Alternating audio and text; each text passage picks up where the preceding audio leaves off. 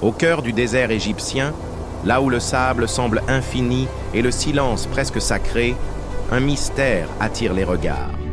D'immenses cercles verts surgissent du néant.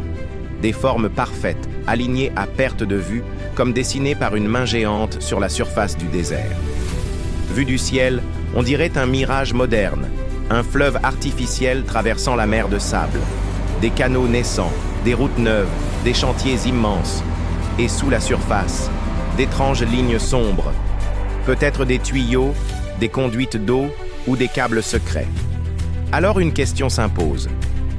L'Égypte est-elle en train d'inonder son désert?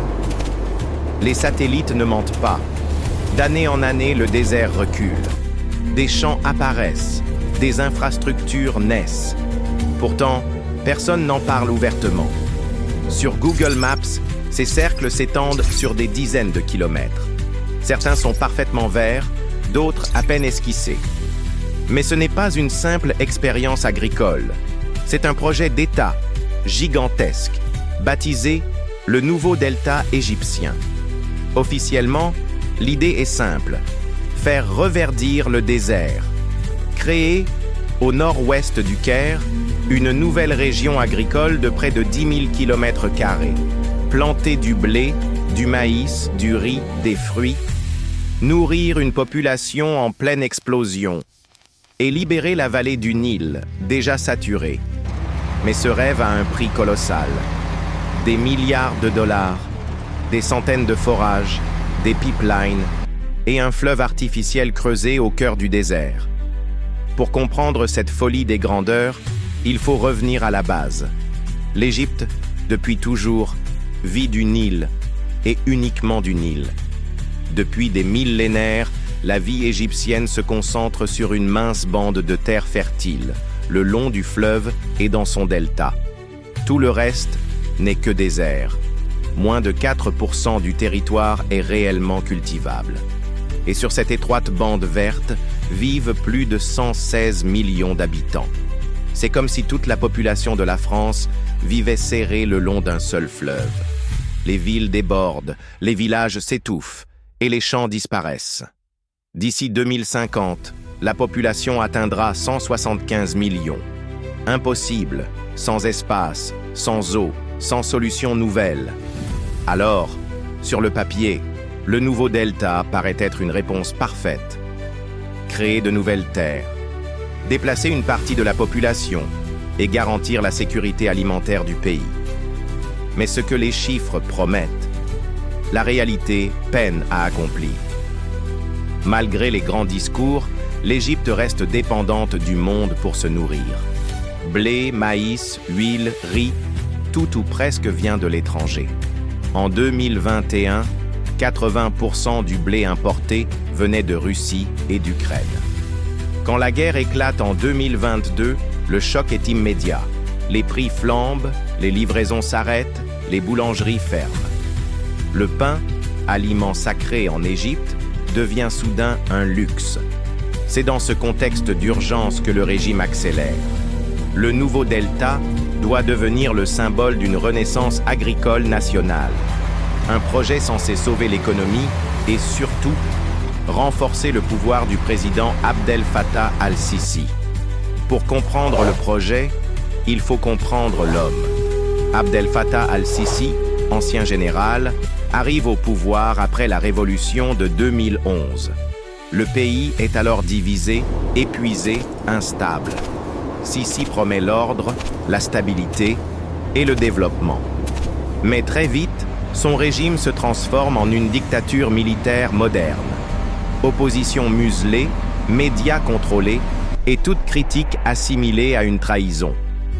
Dans cette logique autoritaire, le nouveau delta devient plus qu'un projet économique. C'est une vitrine du régime, une démonstration de puissance. Derrière les chiffres officiels, ce sont les forces armées égyptiennes qui contrôlent tout. Les entreprises de construction, les appels d'offres, les machines, les terres elles-mêmes. Le désert devient un territoire militaire. Des bases apparaissent au cœur des champs circulaires, des routes interdites au public, et des zones où même les satellites cessent de montrer des images à jour. Les chiffres officiels sont impressionnants. Plus de 10 milliards de dollars investis, des milliers d'emplois annoncés et une production agricole qui, selon les discours, changera l'avenir du pays. Mais sur le terrain, c'est une autre histoire. Des experts dénoncent un projet déconnecté des réalités, des cultures gourmandes en eau dans un désert aride, des sols pauvres, parfois stériles, et un pompage massif des nappes phréatiques profondes, des réserves qui mettront des millénaires à se reconstituer. Autrement dit, une illusion verte, nourrie d'eau qu'on ne reverra jamais. Et pendant que le pays investit dans le désert, les terres fertiles du Nil continuent de disparaître sous le béton. En Égypte, chaque goutte d'eau compte. Le pays dépend presque entièrement du Nil et son débit diminue d'année en année. En amont, l'Éthiopie construit un barrage géant, le GERD, le Grand Barrage de la Renaissance.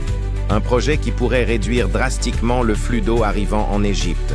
Résultat, la tension monte entre les deux nations. Et pendant que le Nil s'affaiblit, le gouvernement égyptien creuse encore et encore, pompant dans les nappes profondes du désert. Ces nappes, vieilles de dizaines de milliers d'années, ne se renouvellent presque pas. C'est comme puiser dans un puits d'or liquide, en sachant qu'il ne se remplira jamais. Certains ingénieurs, courageusement, osent parler. Ils décrivent des champs abandonnés faute d'eau, des forages hors service et des rendements agricoles bien en dessous des promesses officielles. Mais dans un pays où la critique est dangereuse, peu acceptent de témoigner à visage découvert.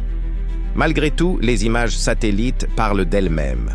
Beaucoup de cercles verts deviennent bruns, les routes se fissurent et plusieurs fermes pilotes sont à l'arrêt. Pourtant, les médias d'État continuent de diffuser des images de récoltes abondantes, de drapeaux flottant dans le vent et de discours présidentiels vantant une Égypte autonome et prospère. Le nouveau delta n'est pas seulement un projet agricole, c'est un symbole politique, une opération de communication nationale et, selon certains experts, un outil de contrôle militaire du territoire. Car en reliant les zones du désert par de nouvelles routes, en y installant des infrastructures, des bases et des canaux, le pouvoir étend sa mainmise sur tout le pays.